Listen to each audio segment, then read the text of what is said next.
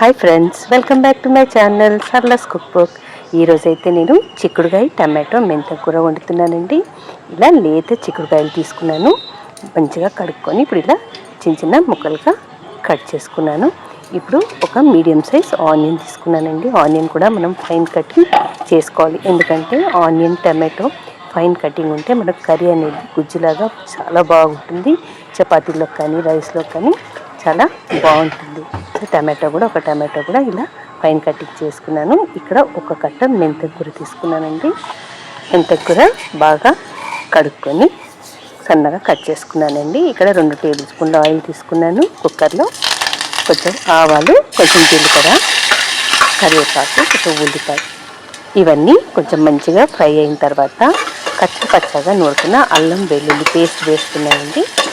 ఇది కూడా కొంచెం మంచిగా ఫ్రై చేసుకోవాలి. మనము సిమ్లోనే ఫ్రై చేసుకున్నాక ఇప్పుడు మనం కట్ చేసి పెట్టుకున్న మెంతం కూర కూడా వేసేసాను. ఈ మెంతం కూర కూడా కొంచెము మంచిగా పచ్చివాసన పోయేదాకా ఫ్రై చేసుకున్నాము. ఇప్పుడు టమాటో యాడ్ చేశానండి. ఇప్పుడు ఇవన్నీ మంచిగా మగ్గాలి ఆయిల్లో.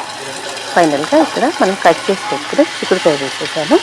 బాగా కలుపుకొని కొంచెం పసుపు, కొంచెం కారం, ఉప్పు, ధనియాల పొడి వేసుకొని మంచిగా కలుపుకొని కొంచెం నీళ్ళండి, ఒక పావు గ్లాసు నీళ్ళు వేసుకొని కలుపుకొని ఒక విజిల్ పెట్టుకోవాలి.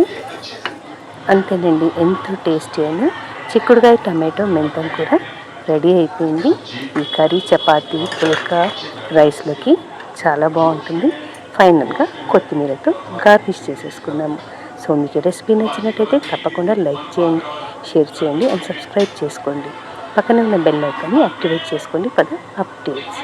Thank you for watching.